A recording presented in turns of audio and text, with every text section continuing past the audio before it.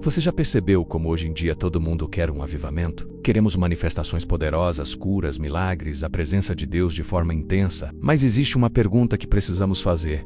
É possível ter um avivamento verdadeiro sem arrependimento? Fique até o final deste vídeo, porque vamos descobrir juntos o que a Bíblia realmente ensina sobre isso. E a resposta pode te surpreender. Vamos começar entendendo o que é um avivamento verdadeiro. A palavra avivar significa trazer de volta à vida, renovar, restaurar. E a Bíblia nos mostra que todo grande mover de Deus na história sempre começou com uma coisa: arrependimento genuíno. Olha o que aconteceu no dia de Pentecostes. Depois que Pedro pregou com ousadia sobre Jesus, o povo ficou profundamente tocado, compungido em seu coração, e perguntou: "Que faremos, varões e irmãos?" E Pedro respondeu em Atos 2:38, "Arrependei-vos, e cada um de vós seja batizado em nome de Jesus Cristo para a remissão dos vossos pecados, e recebereis o dom do Espírito Santo."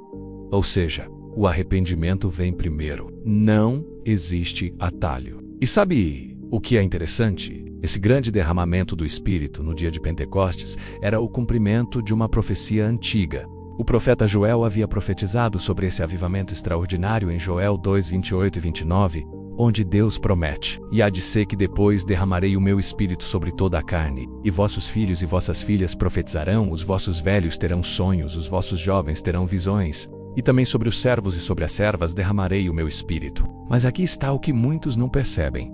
Antes de Joel profetizar sobre esse avivamento glorioso, ele deu um chamado urgente ao arrependimento. Não foi direto para as promessas. Deus, através de Joel, primeiro convocou o povo ao arrependimento genuíno. Em Joel 2:12 e 13, Deus declara: "Ainda assim, agora mesmo diz o Senhor, convertei-vos a mim de todo o vosso coração, e isso com jejuns e com choro e com pranto, e rasgai o vosso coração, e não as vossas vestes, e convertei-vos ao Senhor vosso Deus, porque Ele é misericordioso e compassivo e tardio em irar-se e grande em beneficência, e se arrepende do mal."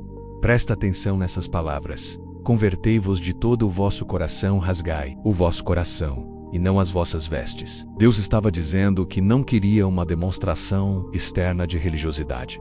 Ele queria transformação interna. Ele queria corações quebrantados, não apenas roupas rasgadas. Ele queria arrependimento verdadeiro, não apenas rituais vazios. E logo depois desse chamado ao arrependimento, Joel convoca toda a nação: "Tocai a buzina em Sião, santificai um jejum, proclamai um dia de assembleia solene. Congregai o povo, santificai a congregação, ajuntai os anciãos, congregai os filhinhos e os que mamam. Saia o noivo da sua recâmara, e a noiva do seu tálamo." Era um chamado nacional ao arrependimento, uma mobilização total. Só então, depois do arrependimento, viria a promessa do grande derramamento do Espírito. Mas o que vemos hoje? Vivemos numa época onde muitos crentes estão correndo atrás de experiências espirituais, de manifestações poderosas, mas não querem lidar com o pecado em suas vidas.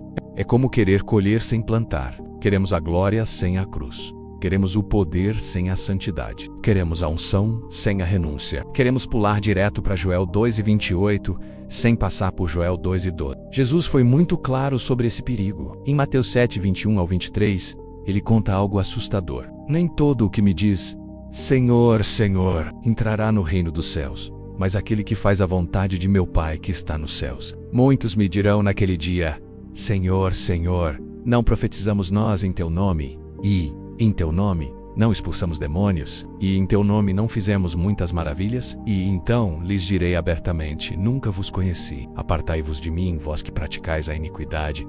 Pensa comigo: pessoas fazendo milagres, profetizando, expulsando demônios, mas vivendo em pecado. E Jesus olha para elas e diz: "Eu nunca te conheci." Isso nos mostra que é possível ter manifestações espirituais sem ter um relacionamento verdadeiro com Deus.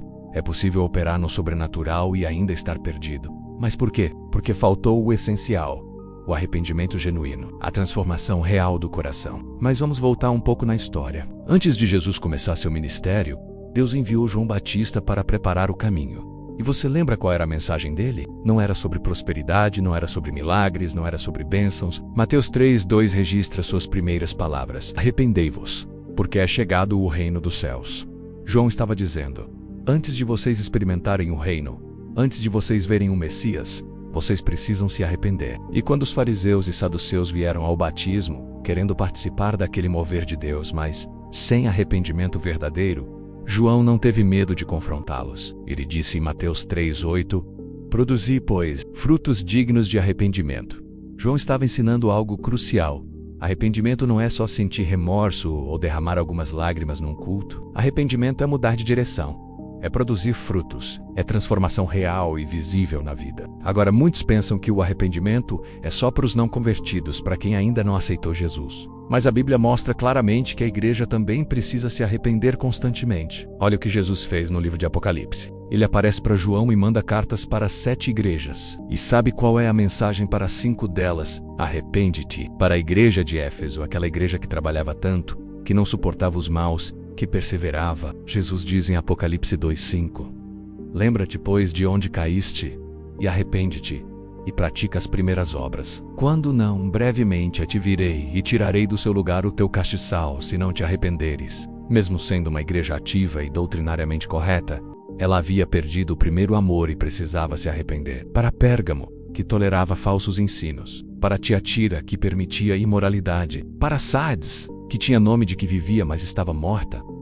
E para Laodiceia, que era morna, sempre a mesma palavra: arrependimento. Jesus não está interessado em igrejas cheias de atividades, barulho e manifestações, se não há santidade, se não há quebrantamento, se não há arrependimento genuíno. Existe um versículo no Antigo Testamento que resume perfeitamente a fórmula de Deus para a restauração e avivamento. Em 2 Crônicas 7:14, Deus fala com Salomão e dá uma promessa poderosa: se o meu povo que se chama pelo meu nome se humilhar e orar e buscar a minha face, e se converter dos seus maus caminhos, então eu ouvirei dos céus e perdoarei os seus pecados e sararei a sua terra.